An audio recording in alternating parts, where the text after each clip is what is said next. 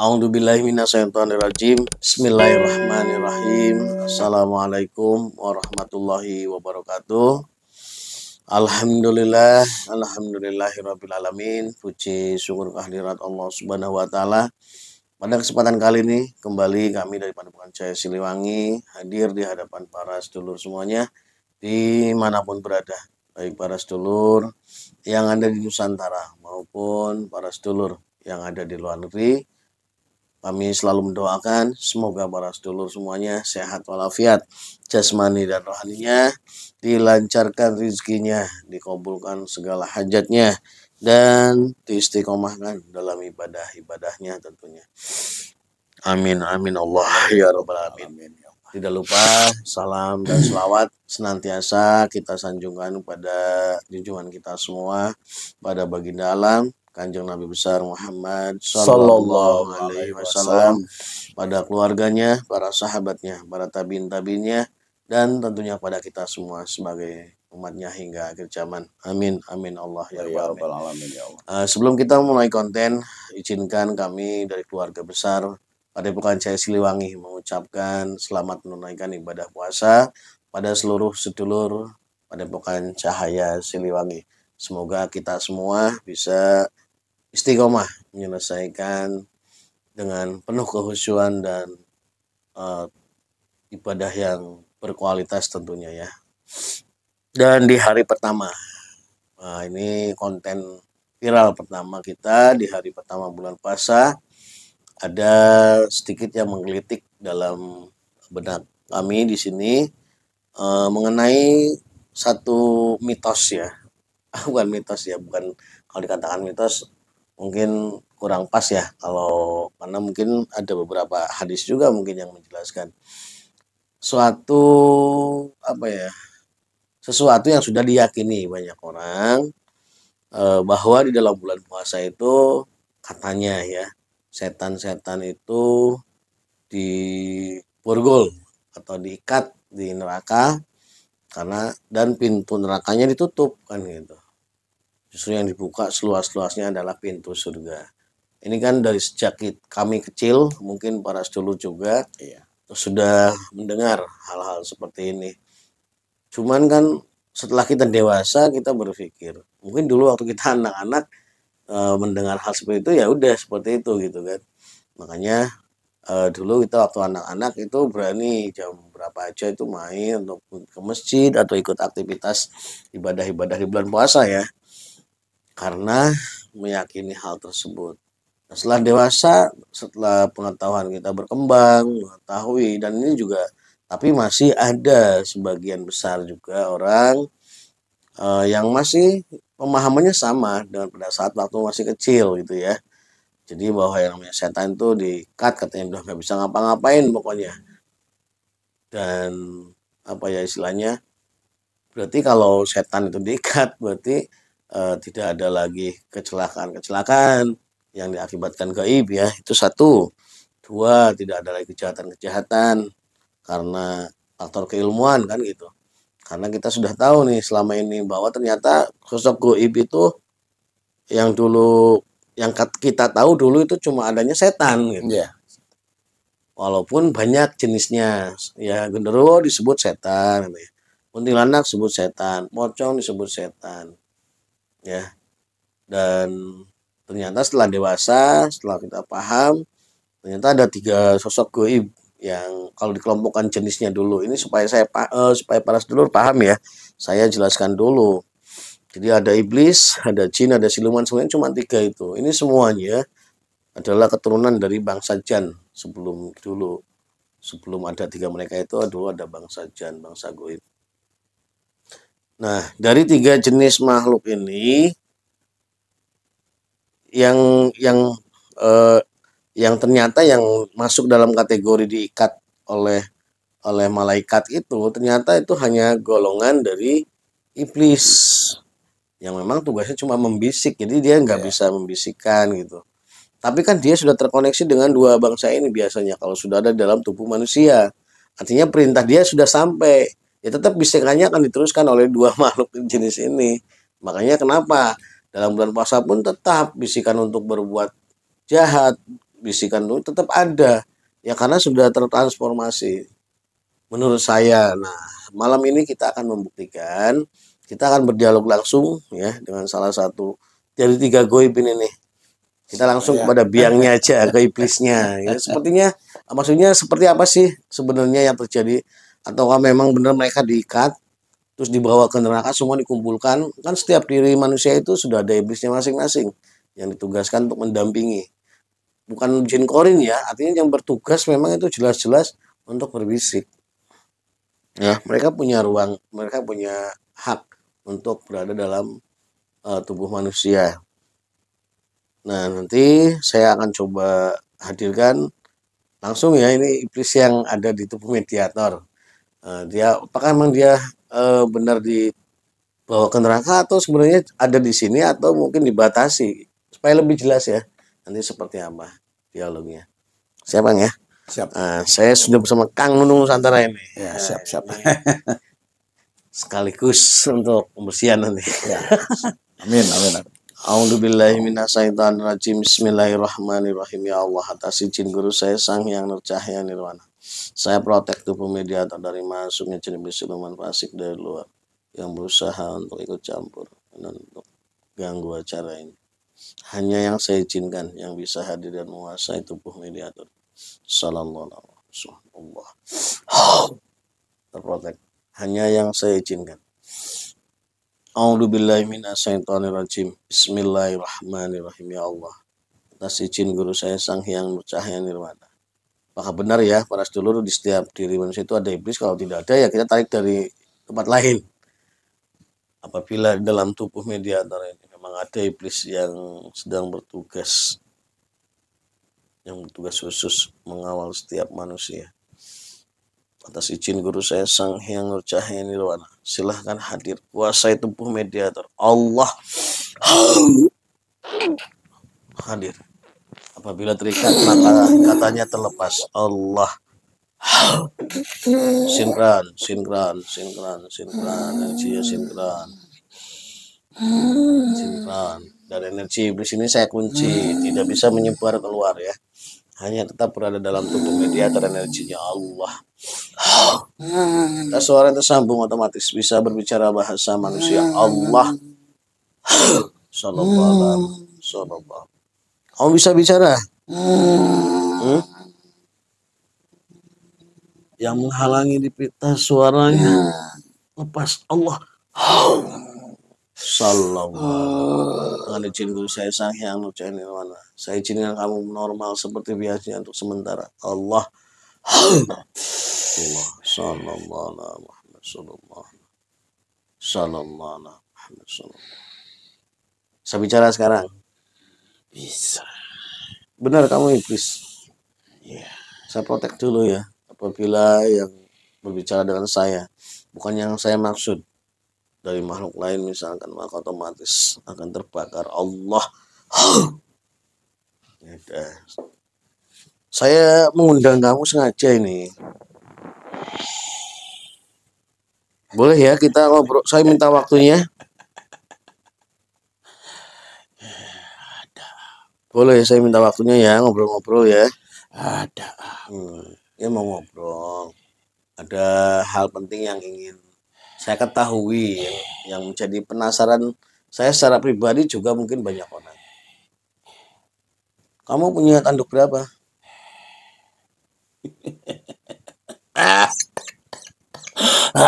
Saya tidak boleh bicara. Kenapa? Saya tidak boleh bicara. Sama siapa? Kan saya undang, saya sudah izin raja kamu, saya sudah izin penguasa alam di dalam. Hah? Normalkan dulu saya. Apa? Saya dikunci tadi. Semua kuncian-kuncian, semua belenggu-belenggu yang ada di iblis ini, atas izin guru saya Sang Hyang Nurcahya Nirwana, saya lepaskan untuk sementara. Allah. Allah. Sallallahu. Dah, kamu nyaman. Ya. Nyaman. Terima kasih. Baru berapa jam? Aduh. Kamu punya tanduk berapa?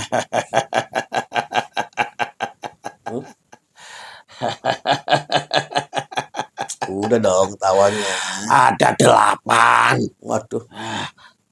Bener nggak kalau tanduk kamu itu mencerminkan derajat kamu? Ya, Semakin banyak tuh semakin hebat ya, atau nih yang paling besar oh gitu. Tengah. nih di sini ya. Kamu yang ada di Besar. tubuh mediator ini. Ya, Waktu pertama kamu sudah berapa tahun mengawal orang ini? nah, Atau berganti-ganti atau dari sejak orang ini dewasa kamu hanya kamu atau berganti-ganti? saya dari dia Hmm, kecil. dari kecil. Berarti tidak pernah ganti. Ya, Waktu pertama udah 8 tanduknya. belum. Belum. Berapa dulu pertama masuk? Baru 2. Berarti yang namanya itu hadiah prestasi gitu. Iya. Emang apa prestasi kamu terhadap orang ini? Banyak. Sampai banyak prestasinya gitu, 6. Banyak menyesatkan. Oh gitu. Ya udah, itu urusan pribadi ya. Saya nggak mau bahas masalah itu. Hanya sekedar itu aja. Tadi waktu saya undang kamu, posisi kamu sedang diapakan itu? Coba ceritakan sedikit tentang kondisi kamu tadi. Saya tadi Mm-mm. mulut dikunci. Oh gitu. Terus? Iya, mulut dikunci, tangan di begini Oh. dikunci juga. Terus? Semuanya sampai kaki gitu. Iya, Terus posisi kamu hanya diam saja gitu, duduk atau tiduran? saya diam saja. Tapi tetap Tapi berada di tubuh. sebenarnya dari kemarin Iya, saya iya, dari kemarin. sudah. Tapi tetap berada di tubuh orang ini gitu. Ya, tetap saja saya ada. Enggak dalam dibawa tubuh. ke Tidak, rumah kamu enggak? tidak. Hmm. Yang bisa mengusir yang orang ini sendiri. Oh gitu. Iya. Terus pada saat kamu diikat, dikunci tadi, kamu siapa yang melakukan? Ada Siapa? mereka utusan. Malaikat khusus gitu. Iya, Memang tugasnya itu. iya. Kamu kan sakti, kenapa nggak melawan? Ya beda ini kalau sudah tugas dari sana. Tidak akan ada yang berat. Kami juga tahu. Jadi bener ya kalau bulan puasa itu kalian tuh diikat gitu. Benar berarti. Ya, diikat, tapi tetap saja Maksudnya? pengen berontak, tetap saja pengen berontak. Ada yang bisa emang? Ya berontaknya tetap bisa, cuman kami itu sudah mengkader. Kalau bahasa manusia itu mengkader, karena kami tahu setiap bulan ini kami ini pasti dikunci. Makanya sebelum itu kami sudah mengkader. Siapa yang kalian kader? Ya, goib-goib yang biasanya pengen kesaktian-kesaktian juga. Kayak jin seperti itu. Paling seneng ya, siluman-siluman. Mereka kan bebas. Gak dikunci kayak saya. Tetap ada mereka. Iya, tadi soalnya saya juga ketemu tadi barusan saya melakukan pengobatan mereka ada. Ya, iya tetap mereka masih ada. Mereka kan makhluk yang memang harus seperti itu. Mereka sama dengan manusia, jalan-jalan seperti ini. Kalau kalian tinggal dalam tubuh Ya manusia. kalau kami, ya tugas kami ngapain harus jalan-jalan seperti itu. Yang penting kami bisa mempengaruhi pola pikir. Iya. Terus masuk lagi ke hati. Biasanya manusia-manusia itu kan gitu. Dipikir-pikir masuk ke hati. Terus ada yang sedih terus, ada yang senang terus. Saya kompor-komporin terus. Kalau lagi senang terus sampai lupa. Kalau lagi sedih terus sampai bunuh diri. Sampai lupa juga. Nah, berarti yang selama ini saya pahami bahwa setan itu terikat, itu berarti bangsa kalian, bangsa iblis. Ya, kalau bangsa-bangsa kami itu kan senangnya itu menyatu dengan manusia biar gampang. Gitu. Ya, beda dengan mereka. Mereka itu sebenarnya jin-jin tidak mau sebenarnya. Tidak mau. Mereka juga pengen hidup sendiri. Tapi karena ada kami iming-imingi. Akhirnya mereka juga tertarik. Kalau misalnya kayak Gondorowo seperti itu, kami iming-imingi juga. Supaya kelihatan manusia itu menjadi cantik. Ya mereka juga kan nafsunya gede. Jadi berarti kalian juga membisiki mereka. Iya.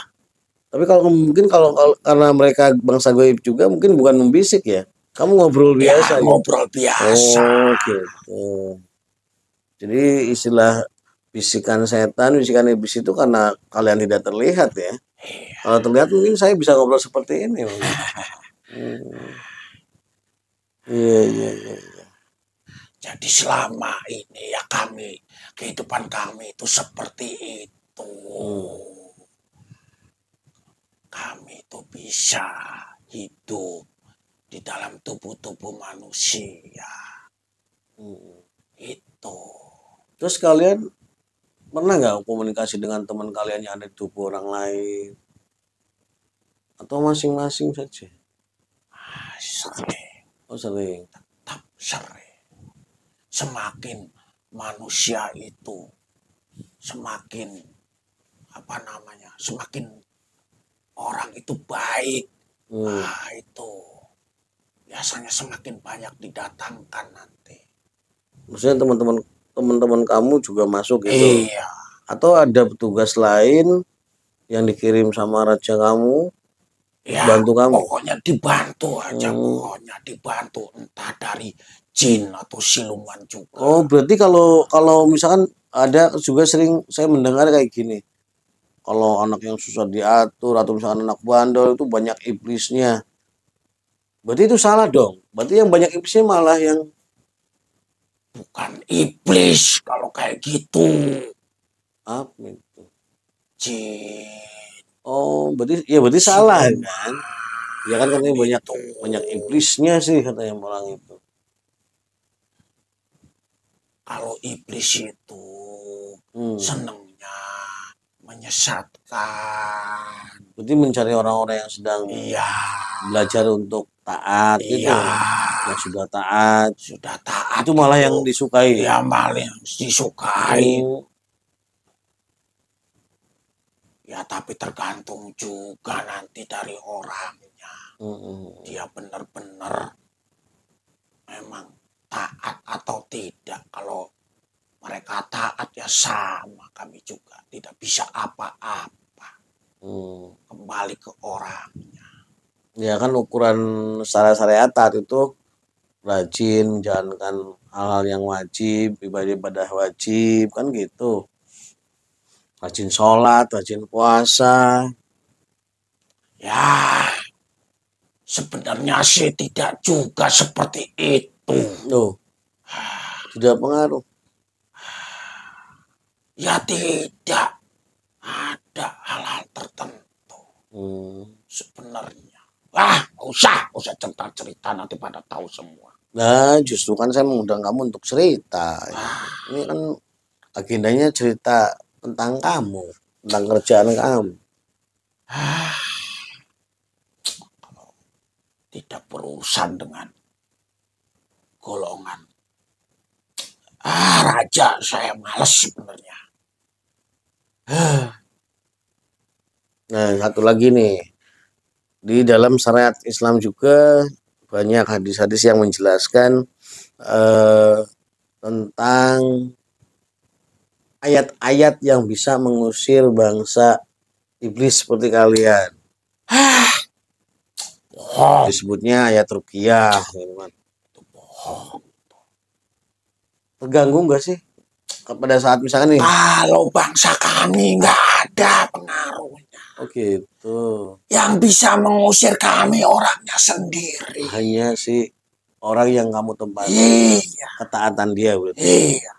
Itu yang Bukan kan dibantu dari luar. mengusir atau melemahkan kamu. Ya justru itu. Kalau apa ya namanya? Kalau mengusir kan berarti kamu harusnya pergi dong dari tubuh orang itu. Jadi begini. Gimana sebenarnya? Saya jadi cerita lagi. Iya, memang tugas kamu suruh cerita sekarang. Saya biasanya kan juga nggak pernah ngobrol dengan bangsa kalian. Ya, Karena momen ya. Jadi begini. Kalau seperti apa namanya perang, ya perang. Jadi yang jaganya itu ini depan, belakangnya lagi, belakang lagi terus seperti itu. Baru nanti ada tengah-tengahnya. Seperti itu kalau perang. Nah, kalau saya itu penjaga-penjaganya dulu tuh. Ibaratnya gitu. Nanti dilemahin. Nah, kalau tiada penjaganya, tembus juga ke saya, ya saya otomatis ya pergi nantinya. Berarti bisa aja dalam diri orang itu bersih, nggak ada iblisnya, bisa? Bisa. Caranya gimana? Ya, saya juga nggak mau lah tempati sama iblis, makanya pengen tahu caranya.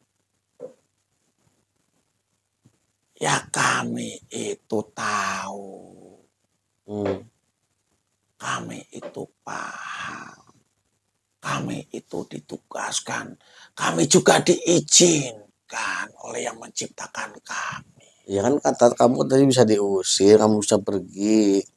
Makanya saya nanya, caranya biar kamu pergi seperti apa? Kamu yang bilang. Ya itu yang tadi disebut orang-orang manusia. Manusia yang ibadahnya itu memang betul-betul benar.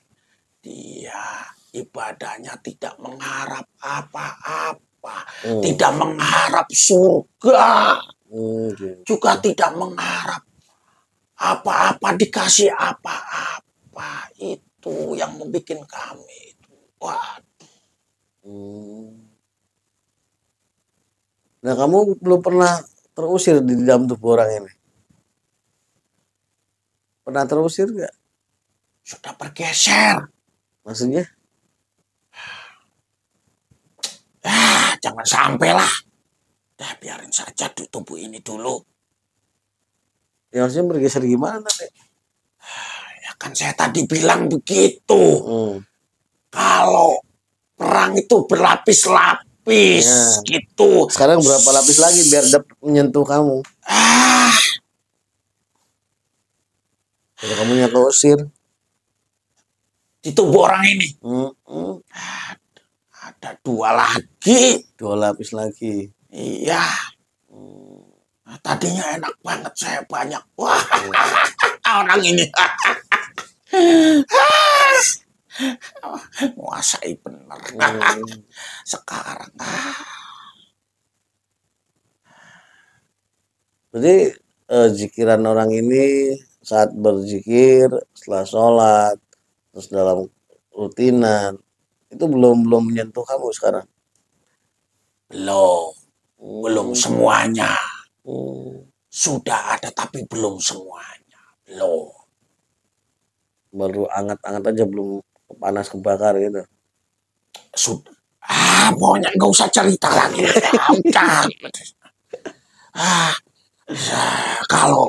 Kalau bukan golongan dari raja, malah saya bercerita.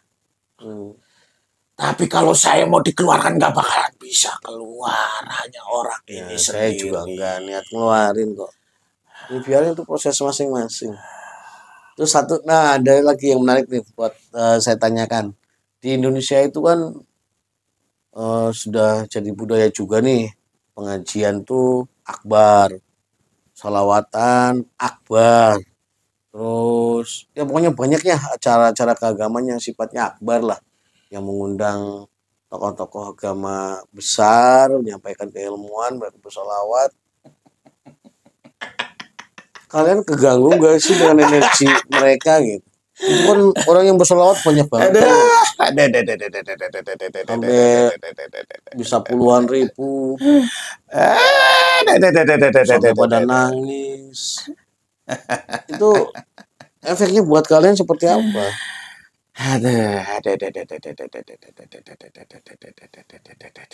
Pasti kan suka cerita nih teman-teman kamu yang ada di Tubul, orang-orang yang suka mungkin ikut tadi kegiatan seperti yang saya jelaskan. Ngepek nggak sih buat mereka? Ngepek buat para jin. Oh gitu.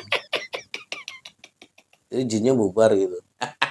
Berarti kalian nanti hilang dong kader-kader. Yang nangis ya jin. Loh, oh yang nangis itu jin. Tapi katanya ada seorang ulama juga mengatakan sampai dia nangis atau sampai tidak bisa mengendalikan tubuhnya.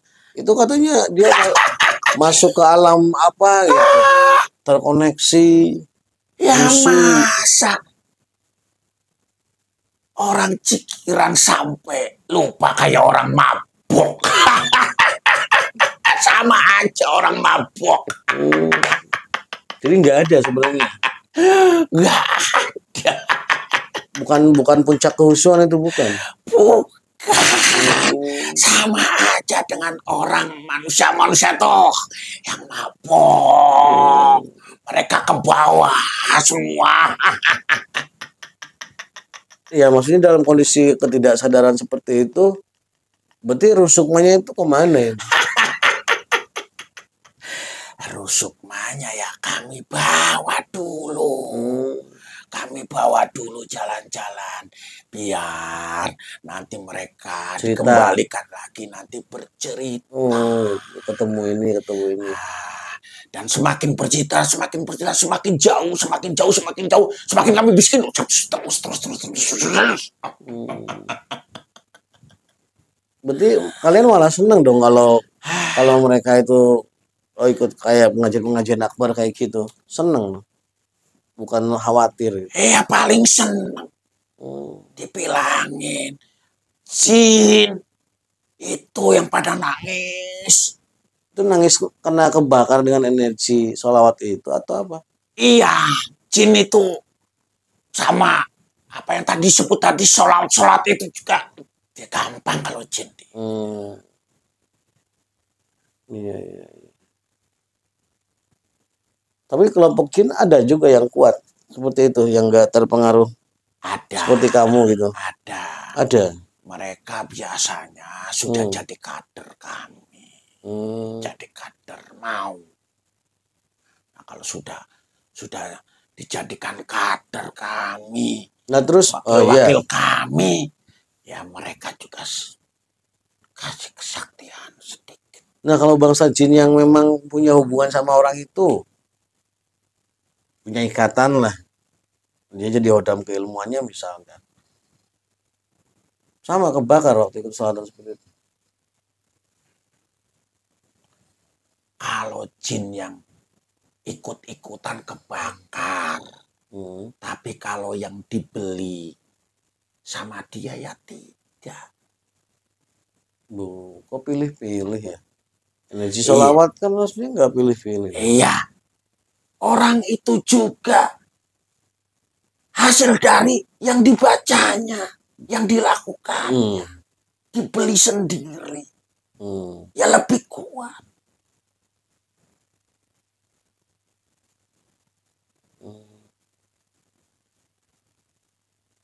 Kami juga sama.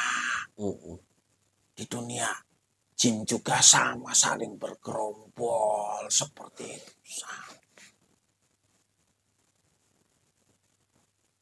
Jadi suka bangsa kalian maksudnya bahasa Inggris ada momen-momen tertentu kalian pada keluar dari tubuh manusia terus ngumpul ada seperti itu. Ya, kalau kami ya tidak. Oh tidak. Tidak. Itu bangsa jin. Jin. Kalau kalian fokus buat ini tugas kalian. Ya iya. Oh, Kami keluar, raja kami marah. oh gitu. Bisa-bisa saya ditarik. Hmm. Malu saya. Oh gitu. Masa saya tugas gak bisa berhasil. Nah, ini satu lagi nih yang menarik. Kalau bangsa jin dan siluman, saya sering paham lah. Mereka ada yang makan darah, ada yang makan saripati tubuh manusia. Kalau kamu nih, dalam tubuh orang itu makan apa sih? Makan nggak maksudnya? Ya makan. Terus apa makanan? Tapi tidak makan darah seperti mereka.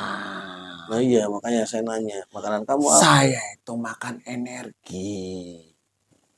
Makan energi. Energi. Nafsu-nafsu mereka. Itu. Jadi kalau misalkan kamu membisikkan sesuatu yang melanggar syariat, anggaplah masuk ke kategori dosa. Kamu makan gitu? Itu makan. Tapi tidak makan darah, tidak. Apa darah? Nah, energi apa kenyangnya? Apa kenyangnya?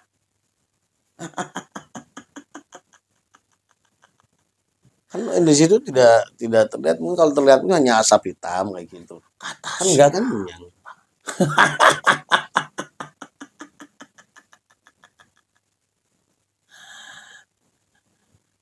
Justru energi itu sumber kehidupan kami.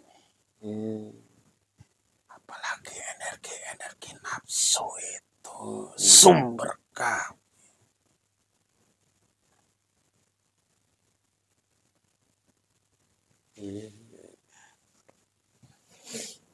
Jadi kalian dalam tubuh manusia itu termasuk bisa dikatakan numpang hidup ya. Ya iya. Kalian lapar nggak laparnya pinter-pinter kamu bisikin orang itu berarti. Makanya kalau orangnya semakin mengerti tentang ibadahnya, itu yang bikin kami pusing, bikin kami lemes. Tapi kami kalau mau keluar juga tidak berani. Kami kena hukuman oleh raja kami. Gitu. Iya. Lebih baik kami hancur. Makanya saya nggak pernah ngobrol sama kamu kalau pengobatan. Ini karena saya ingin memberikan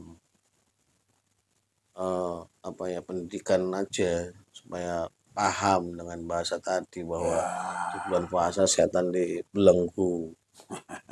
Ternyata yang dibelenggu itu kamu aja, iblis. Ya memang ada sebenarnya efeknya dari yang kalian lakukan ini manusia di bulan ini. Ada, tapi tidak sepenuhnya. Tapi ya bagi orang-orang yang paham saja sebenarnya yang melemahkan kami itu betul-betul lemah. Ya udahlah.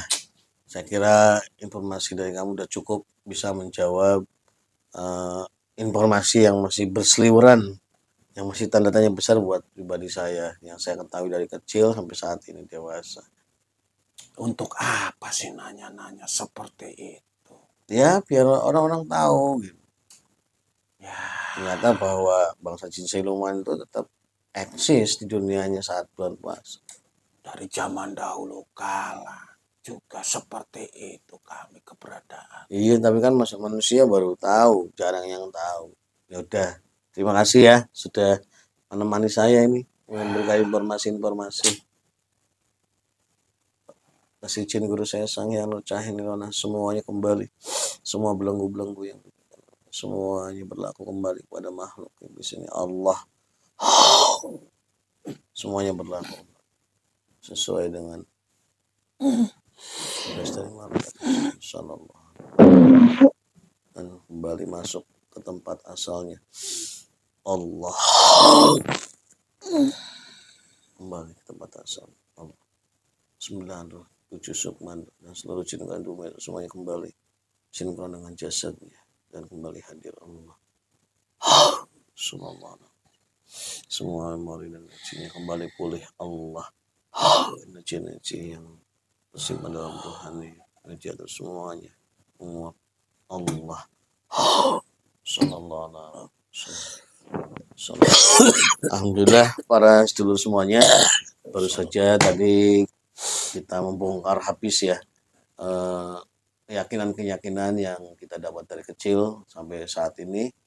Jadi ya sesuai dengan apa yang menjadi kesimpulan saya sebenarnya, bahwa memang dari, nah ini perlu ya saya ulangi lagi, sosok gaib itu ada 3 jenis, 3 kelompok ya. Ada iblis, ada siluman, ada jin. Ini juga levelnya juga sesuai dengan kesaktiannya. Nah yang Allah belenggu itu hanya iblis. Artinya dia perjanjian SK-nya dengan Allah untuk menggoda umat manusia itu untuk bulan puasa itu tidak berlaku gitu. Jadi dalam 1 tahun itu ada 1 bulan mereka libur. Nah iblis kan licik, Allah udah tahu karakternya, makanya harus ada tindakan pengikatan pada setiap satu individunya. Jadi kalau cuma pemberlakuan seperti misalkan kayak perang, pemberlakuan apa namanya itu kalau damai teh, gencatan senjata gitu. Kan manusia saja kadang yang licik malah tidak mematuhi. Nah apalagi iblis yang super licik ya, makanya Allah belenggu mereka untuk memastikan perjanjian ini berjalan sesuai perjanjiannya. Jadi yang dibelenggu itu iblis, ingat ya. Kalau jin dan siluman yang terkoneksi dengan tubuh setiap orang itu yang macam-macam, dari keilmuan, dari perjalanan hidupnya, dari aktivitas suka pergi ke dukun, nah itu tetap aktif gitu loh. Nah seperti itu.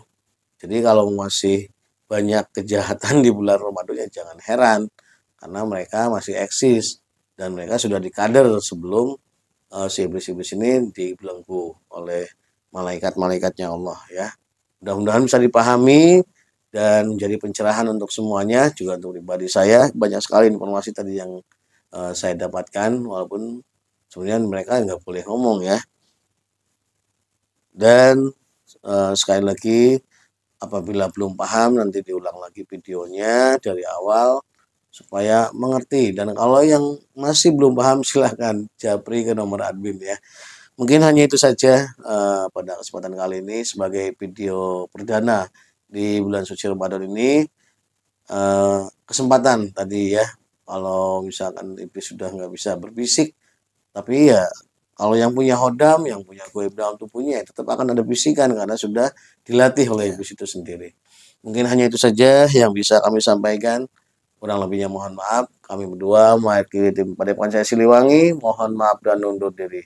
Wassalamualaikum warahmatullahi wabarakatuh.